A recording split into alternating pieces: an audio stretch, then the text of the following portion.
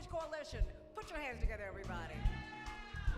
As we come to you in the season of the birth of Reverend Dr. Martin Luther King, we want your support. We need your support for the Martin Luther King breakfast. January 20th. Call us throughout the week at 773-FREEDOM, 773-FREEDOM. We need your support. And call us today at 773-256-2775. Riding to freedom on Pharaoh's chariot. You cannot do that. You have to pay for it yourself. Push needs your support. Are you willing to do that? Rainbow Voice Coalition needs your support. Put your hands together, everybody. Tomorrow morning on Reverend Jackson's nationally syndicated radio show, we are going to talk about something that the mainstream media is ignoring. How many of you do not want war with Iran? Amen? Put your hands together. Hashtag no war with Iran.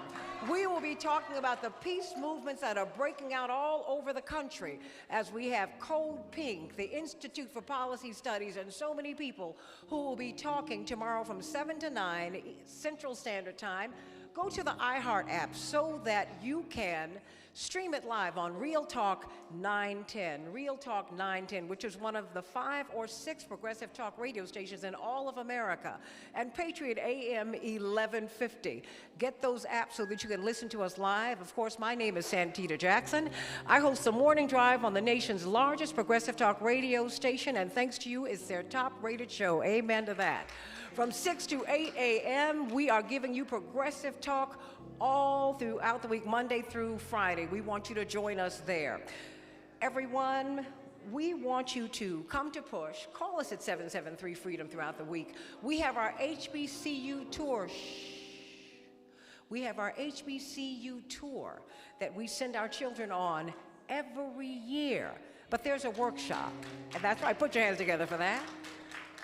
Absolutely. So we have our Saturday Success Stories. Meet there at Rainbow Push at our headquarters, which is being renovated, but we're still there, 12:30 on Saturdays. Every Tuesday, we have our volunteers who meet at 6 p.m.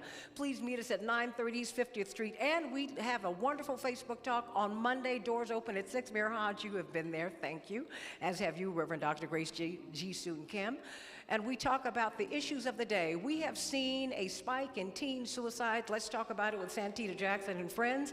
We saw a young man, Bryce Gowdy, who had a full scholarship to Georgia Tech. Georgia Tech, he was going to be an engineer student, but no one knew that he was homeless. And he asked his mother, "Mom, are you going to be okay?" Because they were homeless once again. And then he walked out in front of a train and killed himself. 1 week before he was to enroll in engineering classes and join the football team at Georgia Tech. But we're seeing a crisis with our young black girls too, with all of our teens of all colors. They are killing themselves across the country. But with young black girls, they are killing themselves. The rate has spiked by 182% over the past 20 years. We're going to be talking about that. We want you to join us at 6 o'clock at 930 East 50th Street, and we will be up on Facebook Live at 6:45 to talk about that. Is that not a crisis? All right, everybody. I think we have Bathsheba. Would you please come forward? We have people. We have lost one of the giants of our church today, and she is going to speak about that. Everybody put your hands together for Bathsheba Wyatt. Thank you. Good morning, everybody.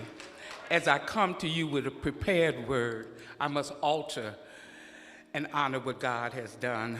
This morning, we were made aware that the Reverend Maceo Woods has made his transition. He has been a supporter of Reverend Jackson and this organization for many years. I'm quite sure there will be tributes and things going on, but we just wanted you to know this morning that God has picked another flower from his garden of life. Now, I've been asked to pay tribute to 3 people that have recently answered the call from on high to come home. Although I'm not sure if they knew one another, they all were known for the same thing. They served their community and their families. They used their gifts to create change that they wanted to see in others. Political strategist and activist Richard Barnett worked to help those that he believed, if they were elected, create the leadership that he thought would help his people. He worked behind the scenes. He made things happen. God had given him vision, and he was able to be successful in more than one way. There are no streets or buildings named after him, but his commitment to his work and helping others has impacted all our lives. Sarah Riggins worked through her commitment to civil rights as a member of the Operation Breadbasket Choir and the Rainbow Push Coalition. Sarah worked on many campaigns, registered a lot of people to vote, and worked for the first black president, Barack Obama. She did this without fanfare or a lot of recognition, but her service to the civil rights movement and the lessons of participation that she learned made a difference. Sarah didn't wait for you to approve what she did. She did what she did to be done because she believed in creating change. Doris Holder served as an Army Reserve, worked as a probation officer, was part of the women's division of PUSH. She was an usher, an ambassador at the conventions, and always had a smile for you. Doris, too, was one of the little-known Black history facts. She and the others mentioned worked to serve and created insults that impacted our lives. They are the workers. Each of these people taught us many things and gave a lot of the most important thing that you can give, and that is your time. In closing, just let me say that some of the things that you might have heard about them were that they went above and beyond. They made the world a nicer place. They took common courtesy to an uncommon level. We're so grateful for their help. Thank you, Sarah Riggins. Thank you, Richard Barnett. Thank you, Doris Johnson Holder. Your lives matter to us, and may God bless you all. Oh, put your hands together, everybody. We're a volunteer-driven organization, and we've had so many people who have pushed this organization and all of our organizations through. They're not paid. They are driven by their conviction, they're driven by their conscience, and so put your hands together for those people she was able to name and those we were not. Come on, put your hands together, everybody. We have a wonderful young lady, one of these brilliant young talents. I want you to put your hands together, everybody, for Maya Carter, everybody. Come on.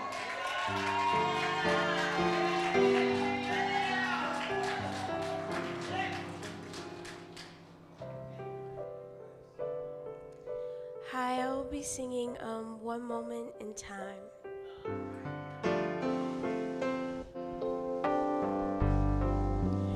Each day I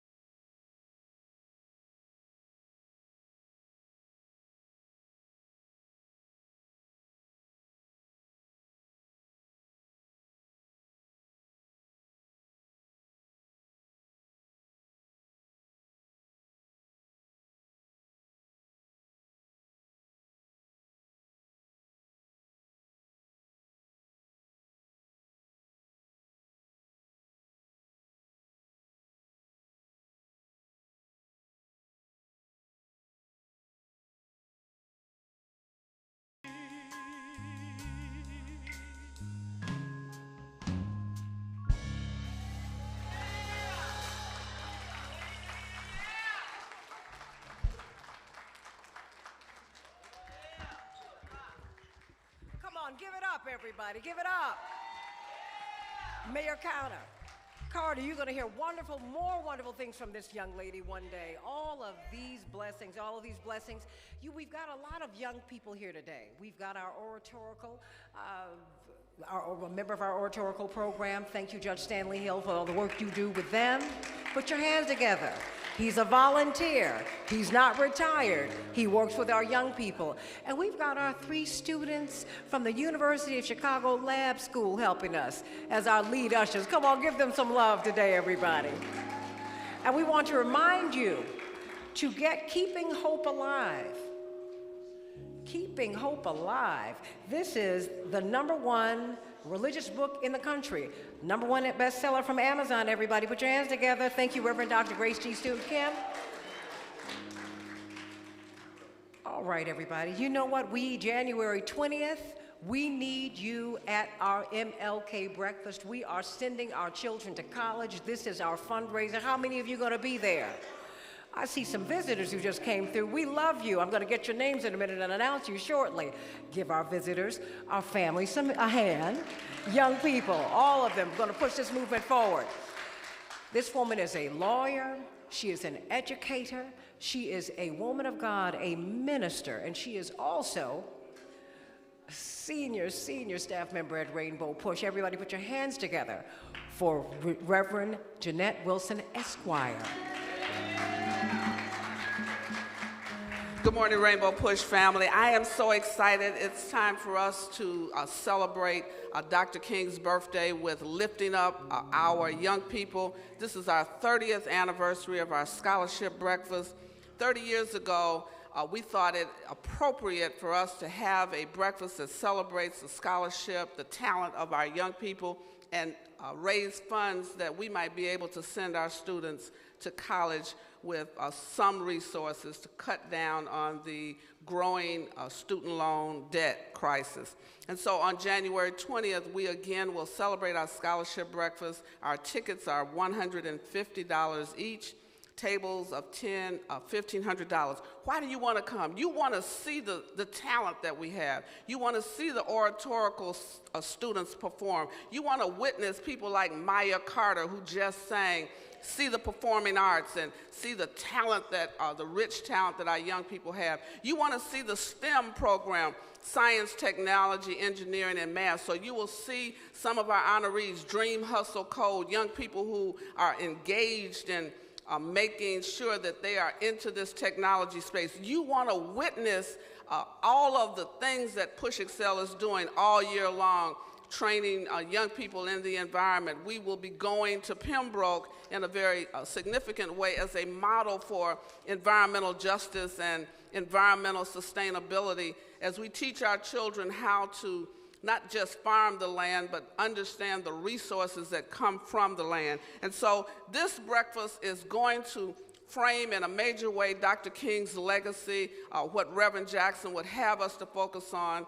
Pembroke is the idea of reinvesting in urban, rural America. But then we're going to look at educational excellence. We have some powerful presentations at the breakfast. It will be at the Hyatt Regency. You don't want to miss it. And if you want to hear some of the greatest young orators in the world, you can see and hear them, just like the young man that is going to follow me, Rutherford Simmons. He's in 7th grade. He's been with us since he could barely reach the podium. He is now performing at the Goodman Theater. He's one of the most powerful young orators I have ever heard. You're going to hear him now, and you'll hear others like him at the King Breakfast. Get your tickets now. Go to pushexcel.org. Welcome warmly our own Rutherford Simmons, a 7th grader.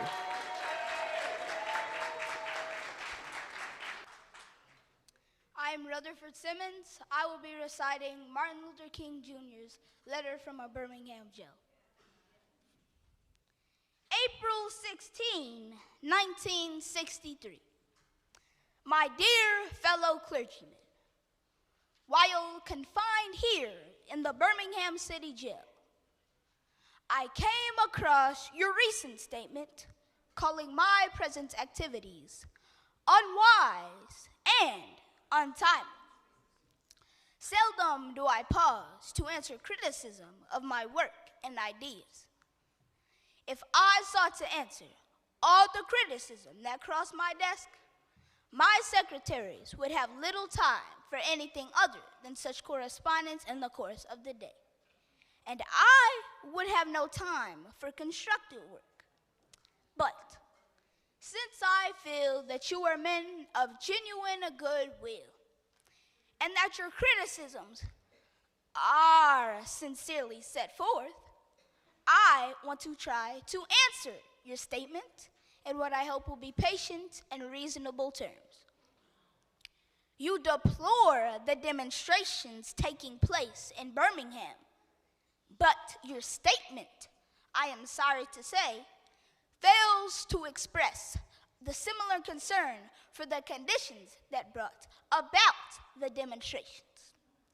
I am sure that none of you would want to rest content with the superficial kind of social analysis that deals merely with effects and does not grapple with underlying causes.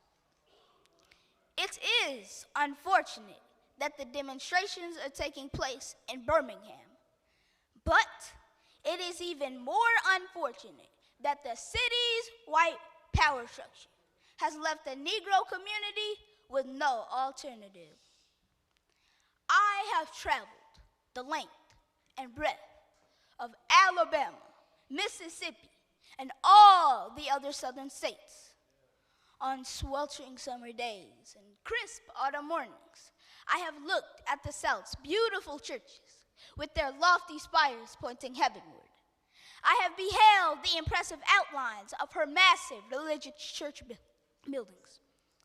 Over and over, I have found myself asking, what kind of people worship here? Who is their God? Where were their voices of support when bruised and weary Negro men and women decided to rise from the dark dungeons of complacency to the bright hills of creative protest? Yes, these questions, they are still in my mind. In deep disappointment, I have wept over the laxity of the church. But be assured that my tears have been tears of love. There can be no deep disappointment where there is not deep love. Yes, I love the church. How could I do otherwise? I hope this letter finds you strong in the faith. And I also hope that circumstances will soon make it possible for me to meet each of you, not as an integrationist or a civil rights leader, but as a fellow clergyman, a Christian brother. Let us all hope that the dark clouds of racial prejudice will soon pass away, and that the deep fog of misunderstanding will be lifted from our fear-entrenched communities. And in a not too distant tomorrow, the radiant stars of love and brotherhood will shine all over our great nation with all their scintillating beauty. Now, during this month of Dr. Martin Luther King, please help me welcome a man who has marched with Dr. King and a man who has followed the dream. Please help me welcome Rev.Jesse L. Jackson Sr. Oh, oh, I am somebody. Oh, I am somebody. I may be down but not destroyed, empty but not void, 'cause I am somebody. Oh, I am somebody.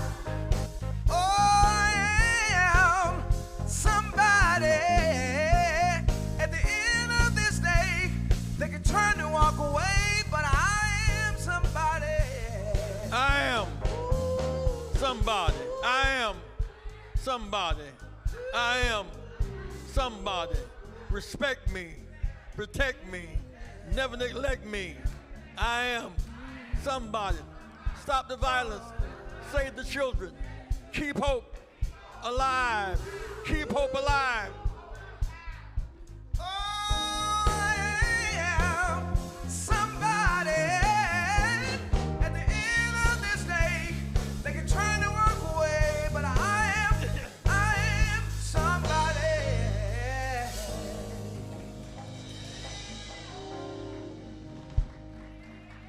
I was blessed with Dr. King on his last birthday. He focused on the issue of poverty. He said, well, we public accommodations, the right to vote, too much poverty. Look at Pembroke.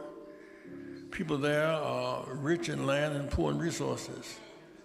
They need a natural gas line as opposed to propane gas, for example, Wi-Fi and internet schools for our children. And so we have been able to pull together. Mayor Hodge, please stand. Mayor Hodge, Pembroke, give my hand, please.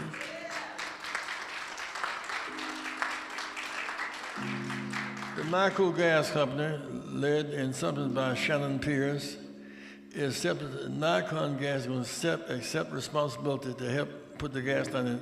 Let's hear it for Shannon Pierce.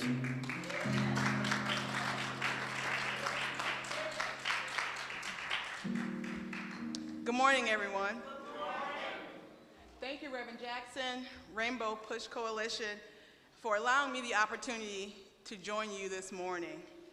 I cannot think of a better place to be than right here at this time, in this moment. My interest in the Pembroke Township Pipeline Project is not just about my work as part of the Nicor Gas leadership team. After researching the history of Pembroke Township, and after my first visit, when we had a meeting there and meeting with the residents and the leaders like Mayor Hodge, I knew I wanted to be a part of this effort. You see, I'm a product of a small rural farming community in Virginia that's across the river from Jamestown. It's called Surrey County, and my parents still live there today. And I am very proud to be a part of that community that helped my parents raise me and still support me today. I know how powerful it really can be when businesses and communities work together to better our communities. Reverend Jackson and Rainbow Push Coalition have brought together a coalition of state and local leaders, businesses, and utilities to work together for the benefit of Pembroke Township. Thank you for leading this charge, and Nicor Gas is proud to be a partner in this effort. As the largest natural gas distribution company in the state of Illinois, we are privileged to serve over 650 communities in the state. We hope that one day soon, Pembroke Township will be among them. Nicor Gas has an allowable contribution to this project of over $5 million.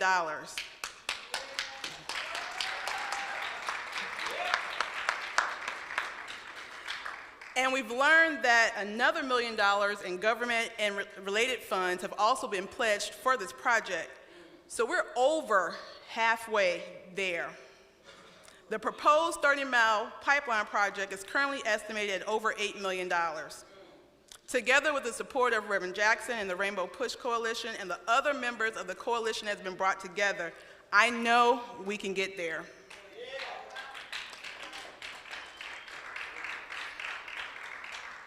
In addition to the finances, because it does take money, there's already a lot of work being done by the team members at Nicor Gas. We're currently working on, with the township to ensure that we can map all the residential community properties in the area and also the commercial businesses as well, because we want to make sure that we have an effective pipeline route to serve this community. Once this is complete, we will do a detailed on-site engineering analysis that would include the required land rights and easements, permitting requirements, and ground conditions for construction. We will also need state and federal regulatory approvals as well as commitments for service from businesses and residents in the area. Natural gas is a safe, clean, reliable, abundant, and affordable energy source that is critical to any community's well-being. Today, heating your home with natural gas will cost you 50% less than the next most affordable energy source. As we look into the future, natural gas prices are expected to remain affordable, where other energy sources are expected to rise. Now, while natural gas can play a critical role, it alone is not enough. A holistic approach to infrastructure, business, and workforce development is necessary to attract companies to the Pembroke community and to enhance the livelihood of the residents there. This is the mission of the stakeholders that Rev.Jesse has brought together. Nicor Gas is committed to working with Rainbow Push Coalition, the residents of Pembroke, the business community, and state and local governments to expand our service to Pembroke Township. We aim to be a citizen wherever we serve, and we look forward to the prospect of serving Pembroke Township. Thank you again for allowing me to be here. God bless.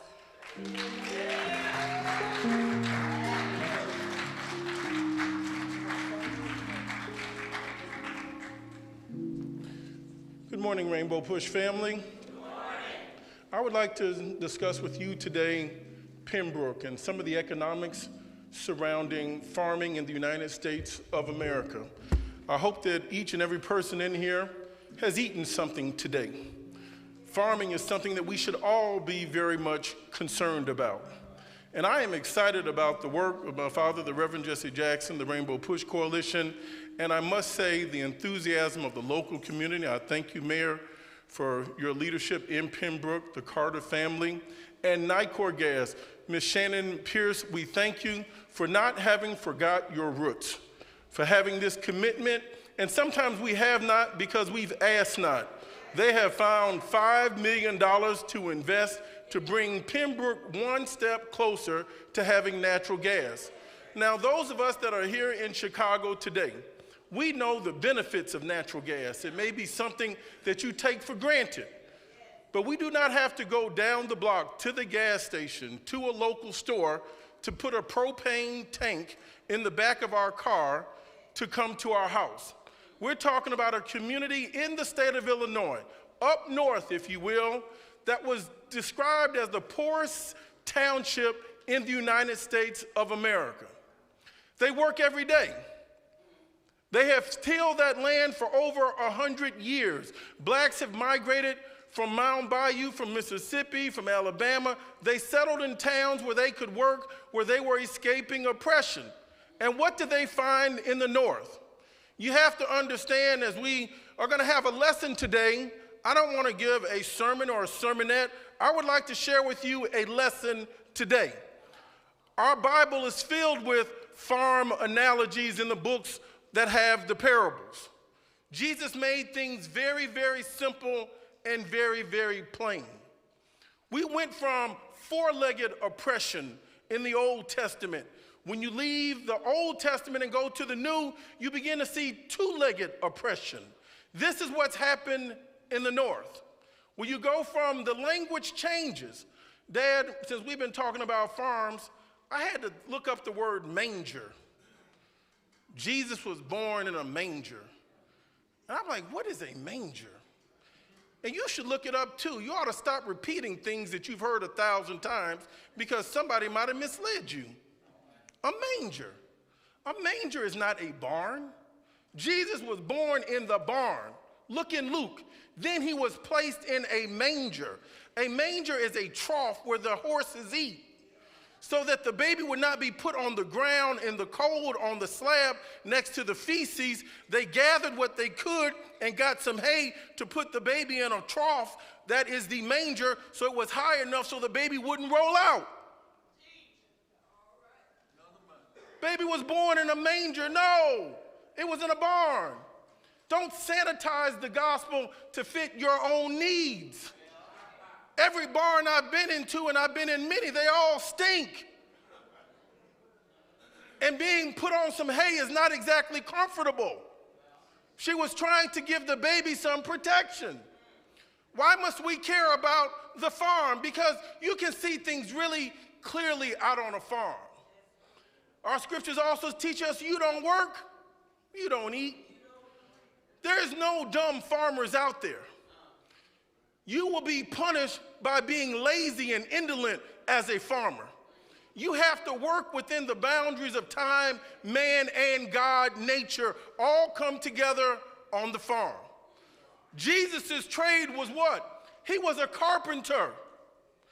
That is where you know. I had a carpenter come to my house one time, bless his heart, and the rise over the run on the steps was wrong, about a half an inch.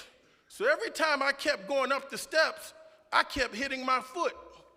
And that was for one day. And the gentleman came back to get paid. No, I did not pay him. I told him, he says, well, can you pay me for the wood that I put in here? I said, no, you just had a lesson learned. Until you understand rise over run and understand the dimensions of steps and measure it properly, look at this as a further investment in your education. Because I'm not going to keep slipping and tripping and falling on these steps. You have to measure twice so you can cut once so you don't mess up the wood. Lesson learned. Farming is a hard job and it's an honest job. I'm reminded of the story, Dad, of a farmer out there in the field, and he has the sweat on his brow, and a man driving by in a little carriage pulls over to the side and watches the farmer as he takes a break and starts some familiar chitter-chatter conversation. And he says, God has blessed you with this beautiful farm. That farmer got the handkerchief out of his pocket and wiped his brow. He says, you should have seen what this farm looked like when God had it all to himself. We've got to put our hand in God's hand, but the most reliable hand you're going to have is at the end of your wrist. You have to do something. Farming teaches us about the basics of life. Joseph understood the farming. You can learn a lot of lessons coming up from the field, even when your brothers betray you and put you in the pit. When you make it to the new land, those that start on the bottom, those that have the knowledge, those that are most eager to work, they end up rising up in every culture around the world. The busboy today is the owner of the restaurant tomorrow. The field hand today is the one that can own the farm tomorrow. The work ethic. What happens in Pembroke? These people went there. The African community set it up. So how did African Americans farmer end up so destitute 100 years later? My father has oftentimes said, and the first time he made mention, he says, picking cotton ain't bad. I almost fell out of my seat. But then I had to wait for it, because the Rev knows. He said, so long as you can get paid for the work that you do, picking cotton ain't bad. We've got a $25 billion domestic market in cotton. How many blacks do anything in cotton today? Everyone in here, I can see that you are clothed. Some have on wool, some silk, some leather. Some have even on the new poly and ester. All the technologies are represented. But it all comes from the land, be it the food or the clothes. Everything that you have, and they know God, what? Isn't making any more land. So we have to respect the land. How did we get run off of the land in the last 100 years? How did 12 million acres get stolen from African American farmers? Well, there's a duality here. We need all of our rights right here, right now. We need to be protected by the law. We need to have slavery abolished. We need to have the right to vote. But so long as you're looking over here, the devil starts working in the details.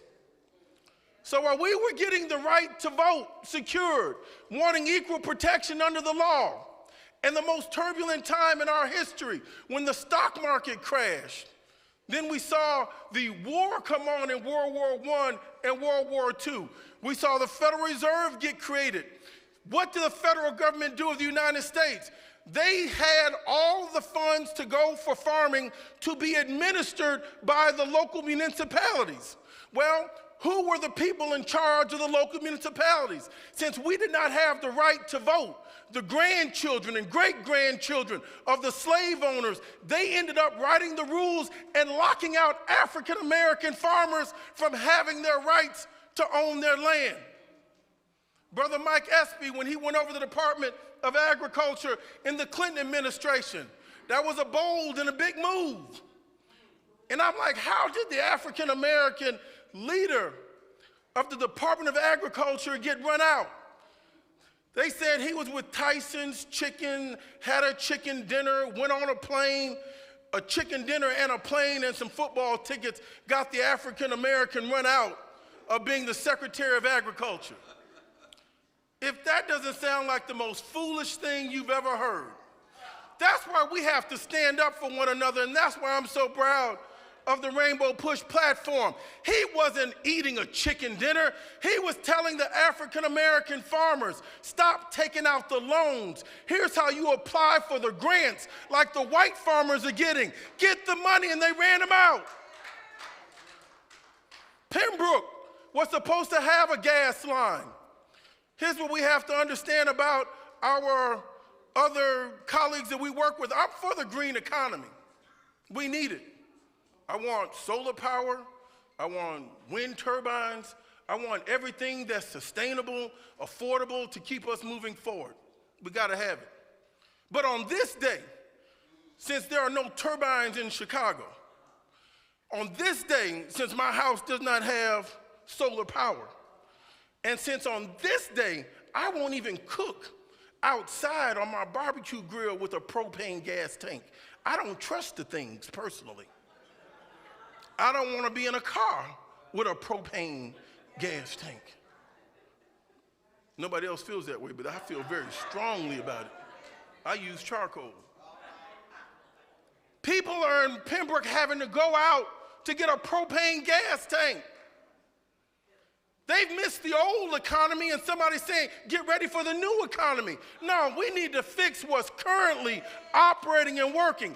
This is going to be a reliable energy source for the future. It's safe, clean, and affordable. We've got 34,000 miles of pipeline in the state of Illinois that's operated by NICOR. I want to thank the leadership of NICOR. Once they heard about this, they came to the table quickly. That's called corporate leadership. That's called corporate governance. That's called great corporate character. And they didn't come with a prayer. They didn't come with a wish. They didn't come with, I'm going to look into it. They didn't come with, I'm going to think about it. They didn't come with, I need a feasibility study. They said, we found $5 million, and we're going to go help you raise the rest of the money, that $9 million that's necessary to bring gas to Pembroke. Brothers and sisters, this is the beginning of a movement. This is the first phase. Because after we get through with the gas, we want to look at the water lines.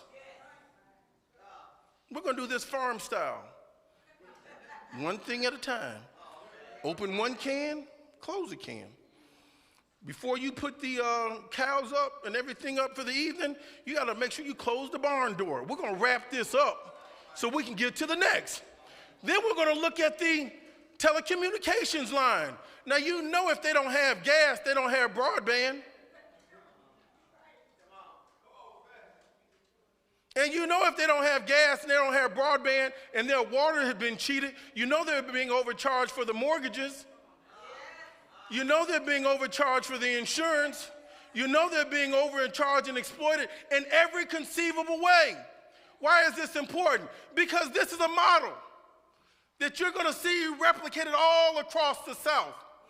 Our parents did not lose their land. Our parents had their land stolen. Didn't I start off with what is a manger? When you get some words clear, you understand. Four-legged oppression of animals to two-legged oppression of human beings. When slavery ends, mass incarceration begins. What they used to say about the state of Illinois, one of the most vile figures in American history, is buried not very far from here, Senator Stephen Douglas. He was very famous for the Douglas-Lincoln debates, and his words were so crafty. When they were talking about which states were going to be administered into the Union, will this be a free state or a slave state, a free state or a slave state?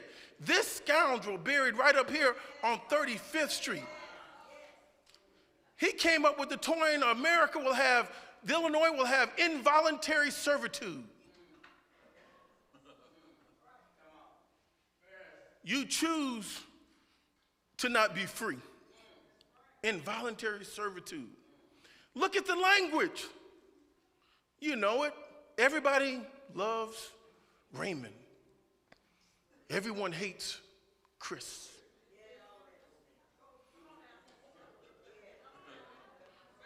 Look at what's happening in the NFL right now. The Chicago Bears. They have a great team, but they couldn't see to put a black man as the leadership and the face of it as the quarterback. As they sit at home and see all these talented quarterbacks hit the field. We want to hit the field running. Not until we look back at our history and understand what holds us back. It's not your effort. It's not your intelligence. It's a structure that we're fighting. We've got other gas companies to go to now. I can't thank Nicor enough for having shown up. They didn't want to sue and be seen and not acknowledge. They said it's a problem and we want to fix the problem, not fix the blame. We want those in television and radio that are listening to our voice. Call us at Rainbow Push. Go on our website. We're going to work closer with the black farmers. Our land has been stolen. What's the future of agriculture in Pembroke? We need to get the infrastructure in place. But ladies and gentlemen, there is some delicate times ahead. You've seen Australia on fire. I know you say, well, that's not my business. I've never been to Australia. I'm not going down under. You should be concerned about Australia. Then there was the wildfires in Northern California. Then there was the flood in Harvey and Hurricane Katrina. And then there was another one down there in the tornadoes in Florida. The climate is out of balance. What they say in the state of Illinois is knee-high by July for our corn. 3,000 years ago, China was the largest producer of soybean. Now the United States is the largest producer of soybeans in the world, sending out 60% of all the soybeans. And now that the gentleman in Washington, D.C. has cut trade ties with China, now they say we don't want U.S. soybean. Family farmers are in a crisis. There were 7 million people working in family farms in the 1930s. Now it's 2 million people working on those family farms, and more than half of those are females. One family farm of 435 acres can feed 165 people. You can't trust the food source now. I remember when they talked about a health care system and health care for all. I said, this is going to be great. They're going to have health care reform. Mr. Carter, you know what I thought was going to happen at the White House? I said ConAgra, Monsanto, Cargill, all the food giants are going to come to the table. Lo and behold, when I saw all the insurance executives walking out the White House, I said, we've been duped again.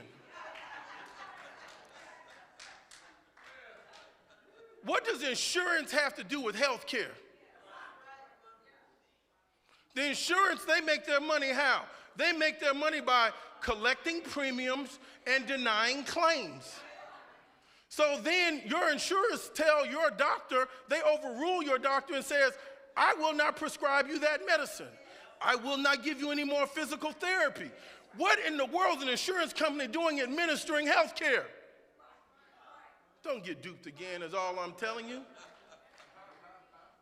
Obesity was not a problem with our juveniles.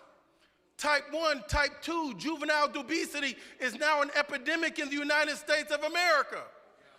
Every time and every place they open up these fast food outlets filled with this grease and all these other chemicals, and they put them in every country around the world, they have a spike in diabetes.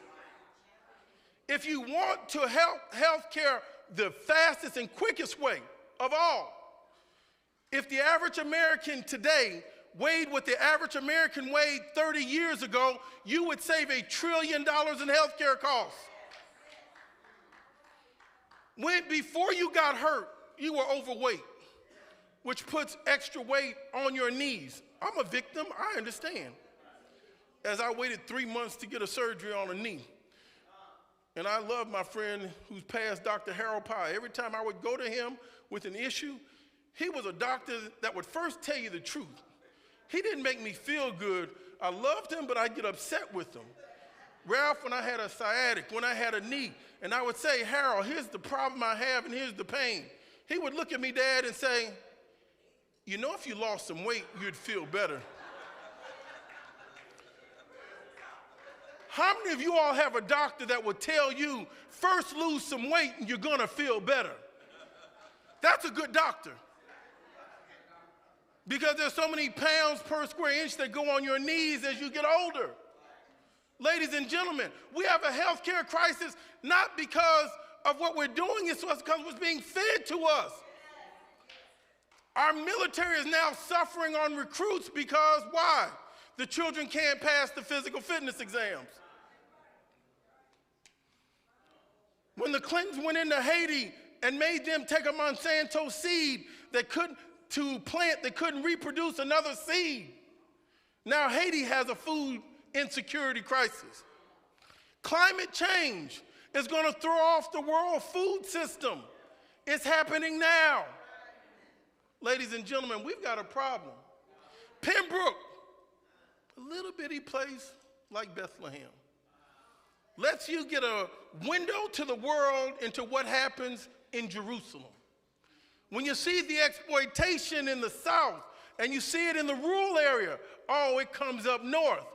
Where we went through sharecropping in the South, where you never could make enough money to pay off the debts that you owed because you were robbed, you were cheated. And in the North, they have mortgage fraud. They have credit bureaus to give you a number on what your credit worthiness is. You had black soldiers that were not given the same opportunities and the same loans to farm their land that white families had. Oh, these things only make me excited. I'm not frustrated because when I look at Joseph, a child that was written off, but you know, God puts talent everywhere. You don't know where the cure for cancer is coming from, my father tells me. You don't know what child is going to be able to save the nation through agriculture until our children get exposed to it. We should know so much more about agriculture than cannabis.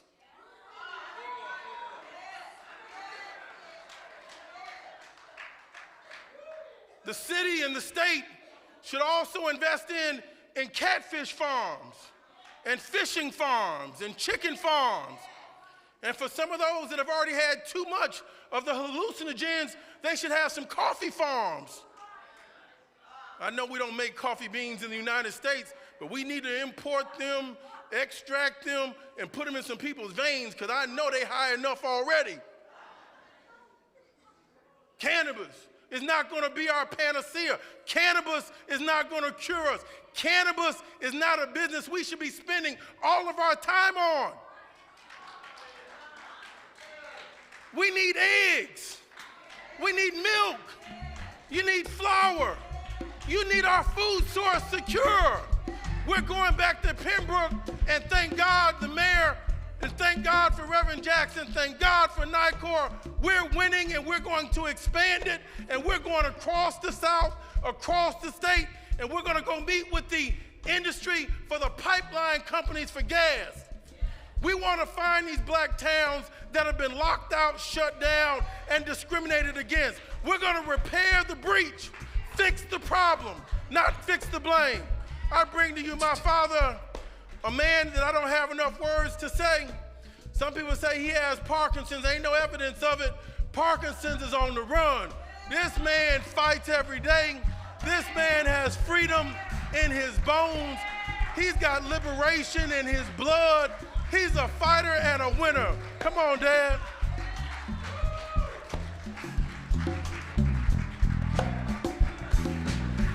Let's hear it for Jonathan. Put your hands together for Jonathan Jackson. Pembroke, say Pembroke, poverty to prosperity. Pembroke, cup to lip. Pembroke can feed our children in school. Pembroke can feed Chicago. Put your hands together if that makes sense to you.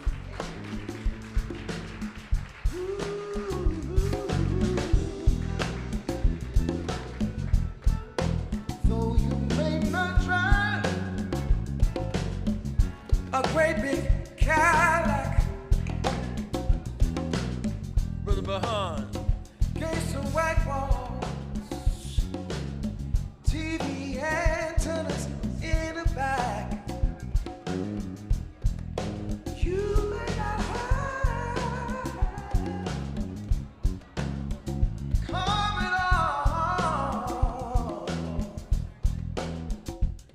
but remember, brothers and sisters, we can still stand tall. Just be thankful for what we got. Diamond in the back, sunroof top, digging the sea with a gasoline. Ooh, oh, diamond in the back, sunroof top, digging the sea with a gasoline.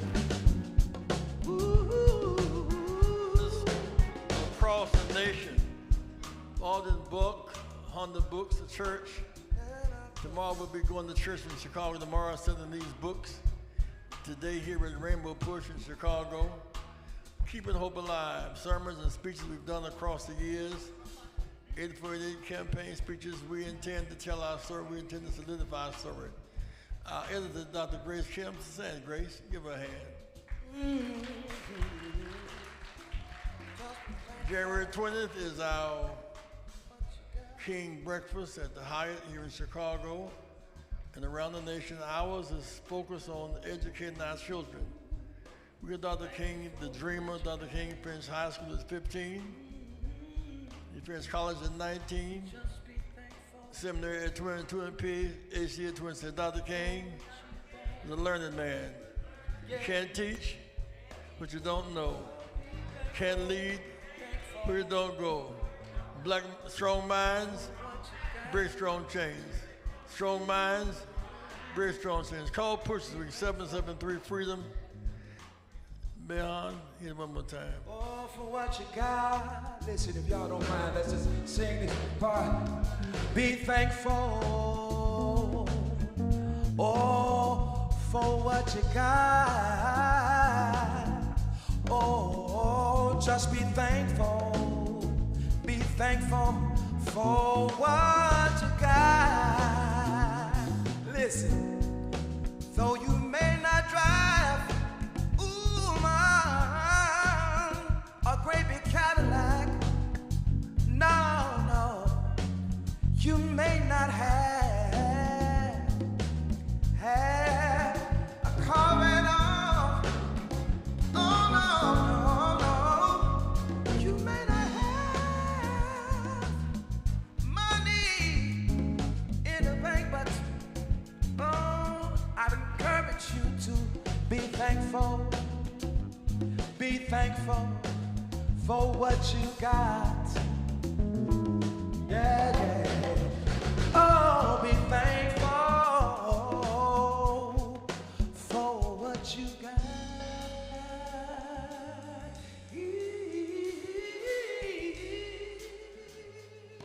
We're going to begin to take children to Pembroke. In Pembroke, there's no reason why Chicago public school system With the black, say the food our children eat, come from the farms that we grow food. Schools, jails, hospitals, we're the market for Pembroke. Put your hand together, this makes sense to me.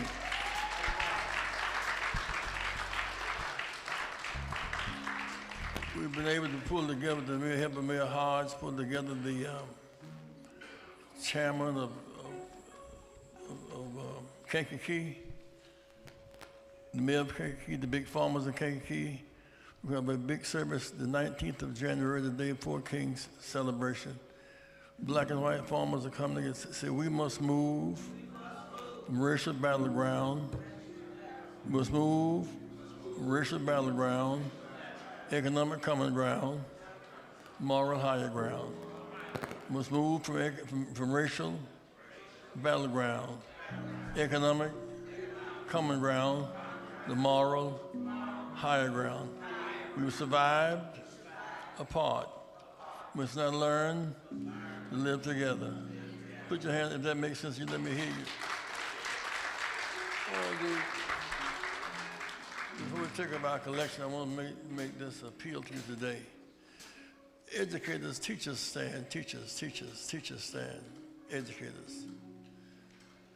I want to meet with teachers over in the corner for a moment, but you got to begin to bring your classes to this meeting on Saturday morning. Give educators a hand. You're welcome. Students, you're Chicago students? You're UFC? Give them a hand. Bless you. You see, we have work to do, and this is going to be a big year. We attacked Iran last week. History matters. You know, in 1953, Iran had elected their own government. Yes, we overthrew their government. We overthrew their government, and the CIA overthrew the government of Iran, put in the Shah. 25 years, he was an oppressive ruler. The people overthrew the Shah. Now, we managed to work out with that, and then Mr. Bush decided he's going to destroy Iraq. 5,000 American soldiers killed, 50,000 injured. Bush kicked the whole country out. We destroyed Iraq, and then Libya, and got hung up in Syria. So we created the mess. See, but God has a way of turning darkness into light. We will have a plan. We will have a plan to end the war between the U.S. and Iran. Let us pray. Show us the way, oh God. As we wait for drums to drop, let love drop. Let hope drop. Let healing drop. You know you can if you will. There's nothing too hard for you, Lord. Please see us through. Give us the strength to fight back. We're a tiny minority, yet a little light to take on all the darkness. We have the power ourselves to make America better, never bitter, richer in our character, because we care for people, and people matter. Amen. Collection time. I want, before I get, those who want to do some volunteer work, it's a volunteer work, stand. You want to do some volunteer work, we need some volunteer work. When the teachers meet me in the corner, I want volunteers. We need volunteers. Some of you can sing, some can be ushers, some can be security, teachers, mentors. We need volunteers. So Rosa Parks was a volunteer. Dr. King was a volunteer. If you will give at least $100, please stand. At least $100, please stand. At least $100, please. Chenta, Prescom. At least $100, please stand. Jeanette.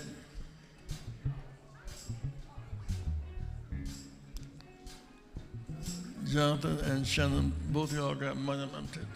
Both of y'all got money. I'm taking them collection there.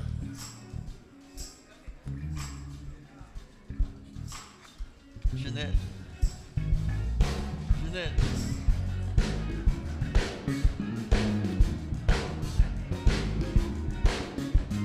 This time around, alone. This time around, yeah. This time around, I wanna say, people, yeah, keep on yearning. Soldiers, keep on warring, yeah. Well, keep on turning, fellas, 'cause it won't be too long. Wait.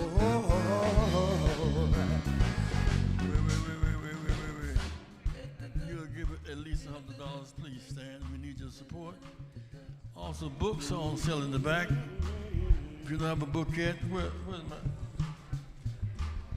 Sister Grace? Go back with the books. Grace, go back to the book counter. She's edited this book. Give her a hand, and we appreciate you so much, Ray. You want to buy a book today? Want to buy a book today? Raise your hand. Books, there's 25 books. We shall sell books today. Real. You give at least $50. At least $50. Please stand. At least $50. Please stand.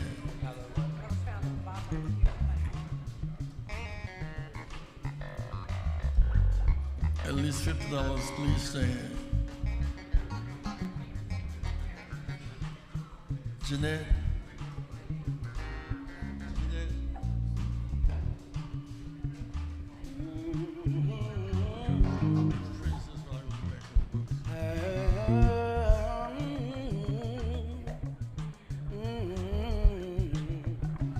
Everyone who has something to give, make your checks payable to Rainbow Push. Rainbow Push. If you will stand wherever you are, stand if you have something to give. Every dollar, every dime is valuable. Once you come to the outer aisles, wherever you are, go to my left, my left or my right, and come around and give in the baskets. We have credit card swipes to my left. So if you have a credit card, go left.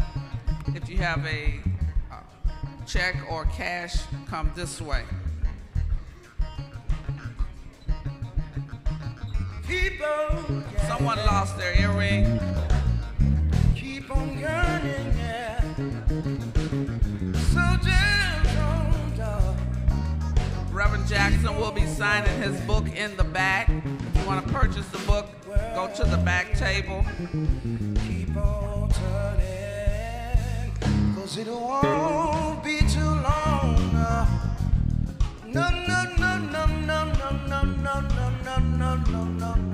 So glad that you let me try it again. Last time on earth I lived a whole world of sin. So glad that I know more than a new thing. Gonna keep on trying till I reach higher ground. Ooh. Has everyone had an opportunity to give? Students, if you will line up on that side, Reverend Jackson will take a picture with you. If you go to my left, your right, stand there. Everyone else, if you will stand. Join hands wherever you are. Our Father and our God, we thank you for those who gathered on this day. We thank you for blessing us through the storms, physical and natural. We ask that you continue to bless our founder and our leader. Bless this organization in a very special way. Bless all of those who gave willingly, cheerfully, and obediently. We ask these things in your precious Son, Jesus' name. Let every heart say, amen. Higher ground.